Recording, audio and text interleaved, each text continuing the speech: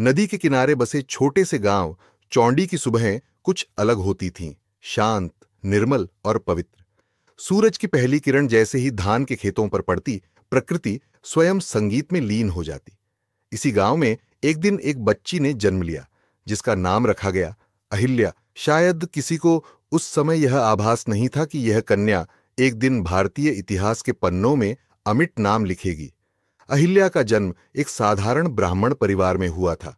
उनके पिता माणकोजी शिंदे एक धर्मनिष्ठ व्यक्ति थे, जो गांव के शिव मंदिर में नियमित पूजा पाठ करते और भक्ति में रमे रहते। उनकी माता एक शांत, संयमित और वात्सल्य से भरी महिला थीं।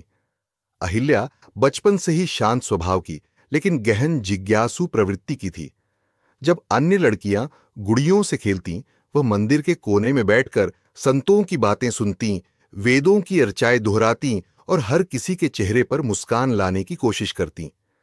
वह रोज मंदिर जातीं, कभी फूल चुनने, कभी दीप जलाने, कभी बस शिवलिंग के पास बैठकर प्रार्थना करने। उसी मंदिर में एक दिन कुछ ऐसा हुआ जो उनके जीवन की दिशा ही बदल देगा। मराठा साम्राज्य के एक प्रतिष्ठित सेनापति मल्हार राव होलकर एक धार्मिक यात्रा के क्रम में चौंडी आए। जब वे मंदिर पहुंचे, उनकी दृष्टि अहिल्या पर पड़ी। वह छोटी सी कन्या, सिर पर पूजा की टोकरी, माथे पर चंदन, नेत्रों में तेज, मानो स्वयं देवी अन्नपूर्णा का अंश हो। मल्हार राव चकित रह गए। उस समय भारत में बाल विवाह सामान्य बात थी, लेकिन फिर भी कोई भी माता पिता अपने बच्चे को इतनी दूर, एक राजवंश में, विवाह के लिए देने से पहले हिचकिचाते थे।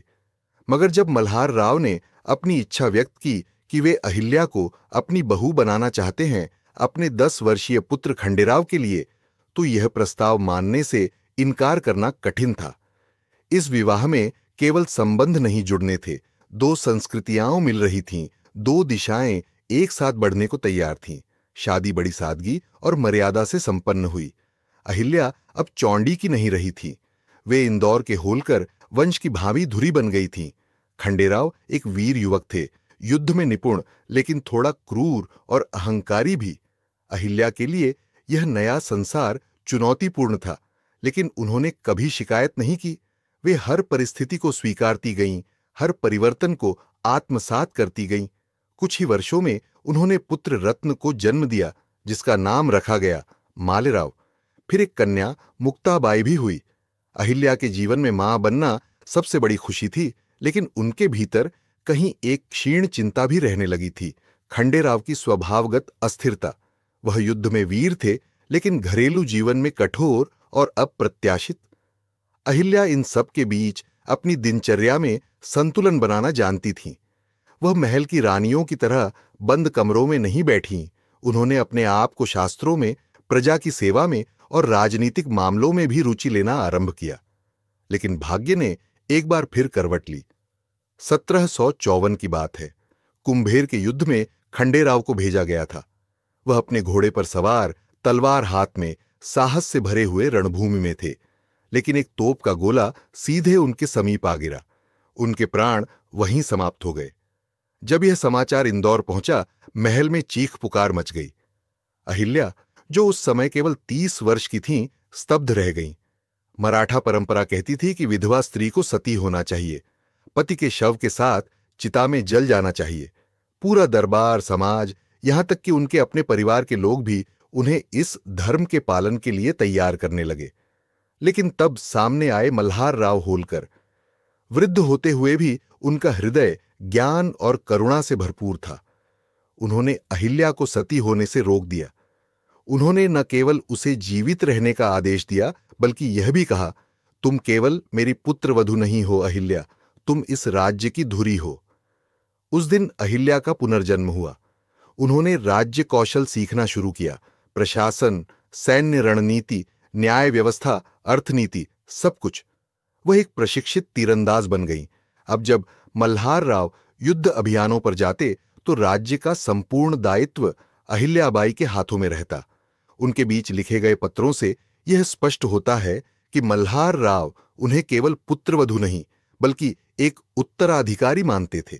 उनकी नीति थी राज्य का कल्याण, हर व्यक्ति का न्याय और प्रजा की सुरक्षा।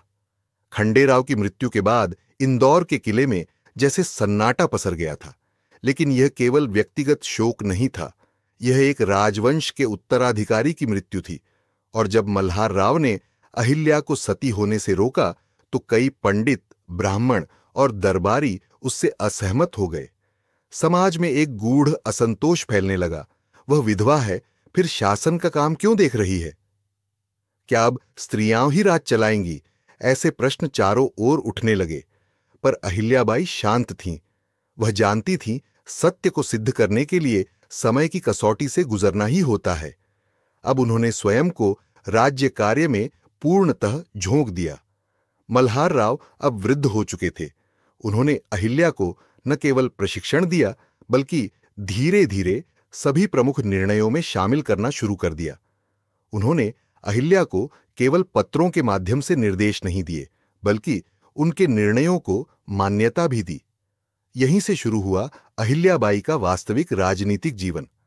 अहिल्या अब राजकीय मामलों में कुशलता से प्रवेश कर चुकी थीं। कर प्रणाली में सुधार, किसानों के लिए राहत योजनाएं, तालाबों और कुओं का निर्माण और मंदिरों की मरम्मत, यह सब उन्होंने मल्हार राव के साथ मिलकर आरंभ किया। लेकिन तभी एक और दुहक उनके जीवन में आया, उनका पुत्र मालेराव।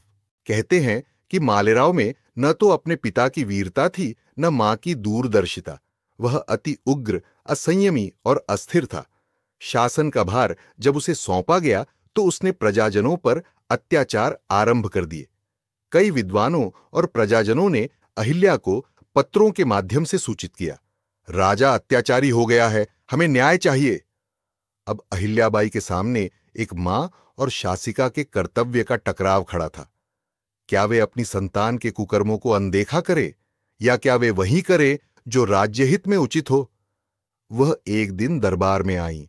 शांत नेत्रों से उन्होंने दरबारियों को देखा और कहा, मालेराव मेरे पुत्र हैं, लेकिन न्याय की तुलना में यदि उनका पलड़ा हल्का हुआ तो मुझे कठोर निर्णय लेने से भी संकोच नहीं होगा। कुछ ही महीनों में मालेराव की मृत्यु हो गई। कुछ इतिहासकार कहते हैं कि बीमारी से, कुछ मानते हैं मानसिक असंतुलन से। पर यह एक और आघात था अहिल्या के जीवन में। अब अहिल्या न तो पत्नी थी, न मां, लेकिन थी वह स्त्री जो पूरे राज्य की मां बन चुकी थी। मल्हार राव की भी कुछ समय पश्चात मृत्यु हो गई। अब इंदौर की गद्दी खाली थी और दरबारियों की निगाहें एक पुरुष उत्तराधिकारी की तलाश में थीं। पर तभी अहिल्या ने सबको चौंका दिया। उन्होंने घोषणा की कि वे अब स्वयं राज्य चलाएंगी। विधवा स्त्री, नाथ विहीना, जिसने 2 बार मातृत्व की पीड़ा झेली थी, अब वह मातोश्री बनकर पूरे राज्य की रक्षा करेगी। उन्होंने गद्दी पर स्वयं को नहीं, बल्कि मालेराव के दत्तक पुत्र तुकोजी राव को बैठाया। लेकिन राज्य की सारी नीतियां, संचालन और नियंत्रण अहिल्याबाई के हाथ में रहा। यह भारतीय इतिहास में एक ऐसा क्षण था जब एक नारी ने सामाजिक परंपराओं को तोड़कर बिना सिंहासन पर बैठे सम्राज्ञी की तरह शासन किया। अब उनकी दिनचर्या अत्यंत अनुशासित हो गई थी। सुबह 4 बजे वे स्नान करतीं, फिर गंगा जल लेकर भगवान शिव की पूजा करतीं, फिर प्रजाजनों की समस्याएं सुनतीं, दरबार लगातीं, न्याय करतीं और दोपहर में प्रशासनिक कार्य करतीं। शाम को फिर से पूजा और फिर ध्यान। उनकी न्याय व्यवस्था इतनी पारदर्शी थी कि प्रजा उन्हें साक्षात धर्म की देवी मानने लगी। मंदिरों की मरम्मत, अन्य क्षेत्रों की स्थापना, विद्वानों का सम्मान और गरीबों के लिए आश्रय, ये उनके शासन के मूल स्तंभ बन गए। उन्होंने अयोध्या, प्रयागराज, हरिद्वार, काशी, द्वारका, रामेश्वरम, गंगोत्री से लेकर नेपाल के पशुपतिनाथ तक मंदिरों का निर्माण करवाया। बनारस का काशी विश्वनाथ मंदिर, जो औरंगजेब के काल में ध्वस्त हुआ था, उसका पुनर्निर्माण भी अहिल्याबाई ने ही करवाया। उधर पेशवा शासन और अंग्रेजों की चालें तेज हो रही थीं, पर अहिल्या तटस्थ रहीं। उन्होंने किसी भी युद्ध में न पड़कर केवल प्रजा सेवा और धर्म संरक्षण को अपना मार्ग बनाया। उनका यह निर्णय, यह प्रशासनिक कौशल और यह मातृत्व का भाव इंदौर को एक आदर्श राज्य बना गया। अब वह रानी अहिल्या नहीं थीं, वह देवी अहिल्या बन चुकी थी। अहिल्याबाई होलकर के शासन का अंतिम दशक एक मिसाल था, संवेदनशील, दृढ़ और अध्यात्म से भरा हुआ। इस समय में उन्होंने स्वयं को पूर्ण रूप से जनता की मां, एक संत शासिका और भारतवर्ष की सांस्कृतिक पूर्ण स्थापिका के रूप में स्थापित कर लिया था। उनका शासनकाल लगभग 30 वर्षों तक चला और इस दौरान उन्होंने देश के कोने कोने में अपने नाम से न्याय, धर्म और सेवा का एक नया आदर्श गढ़ा। उनकी दिनचर्या अब और भी नियमित और संकल्पशील हो चुकी थी। सुबह 3 बजे उठकर स्नान कर लेना, फिर शिवलिंग पर जल चढ़ाना, ध्यान और मंत्र जाप करना, यह सब नित्य होता। इसके बाद वे जनता की अर्जियां सुनती, न्याय करती और प्रशासनिक बैठकों में भाग लेती। अहिल्याबाई के दरबार में अब धर्मगुरु, वैद्य, विद्वान, संगीतज्ञ और सामाजिक सुधारक सबकी प्रतिष्ठा थी। किसी पर अन्याय नहीं होने दिया जाता। यदि कोई किसान समय पर कर नहीं चुका तो उसकी फसल या भूमि छीनने के बजाय उसे सहायता दी जाती। एक बार एक ब्राह्मण ने उनसे कहा कि उनके गांव का जलस्रोत सूख गया है। अहिल्या ने बिना विलंब किए जलाशय निर्माण का आदेश दिया। न तो उसने जाति देखी, न धर्म, उसने केवल मनुष्य का दुहक देखा। उनके आदेश से मालवा के सैकड़ों गांवों में कुएं, तालाब, धर्मशालाएं और विद्यालय खोले गए। देश के कोने कोने में उन्होंने शिवालयों का निर्माण करवाया। दक्षिण भारत से लेकर हिमालय तक जहां भी धर्म संकट में था, अहिल्या की दृष्टि वहां पहुंची। काशी विश्वनाथ मंदिर का पुनर्निर्माण जब उन्होंने करवाया तो देश भर के संत समाज ने उन्हें सत्य धर्म रक्षा की देवी कहा। उत्तराखंड के बद्रीनाथ, हिमाचल के ज्वालामुखी, द्वारका में रुक्मिणी मंदिर, सोमनाथ, अयोध्या, उज्जैन, इन सभी तीर्थों में उनका योगदान स्थायी स्मारक बन गया। लेकिन जितनी बड़ी वह एक धार्मिक संरक्षिका थीं, उतनी ही गंभीर वह शासन की दृष्टि से थीं। इंदौर में चंदन नगर हो या महेश्वर का किला, उनके शासन में व्यापार, शिक्षा और कृषि को समान रूप से संरक्षण मिला। महेश्वर नगर, जो पहले एक छोटा सा घाट हुआ करता था, अहिल्याबाई के समय में एक जीवंत और संपन्न राजधानी बन गया। नर्मदा किनारे बना वह किला, जहां से अहिल्या शासन चलाती थीं, आज भी इतिहास की आत्मा लिए खड़ा है। उनकी साड़ी, उनका आसन, उनका लेखन कक्ष, सब कुछ साधारण और सन्यासी की तरह था। वे रेशम से दूर रहती, आभूषण नहीं पहनती और भोजन में केवल फल, रोटी और जल लेती। उन्होंने एक बार कहा था, राजा वह नहीं जो राज करता है, राजा वह है जो रक्षक होता है।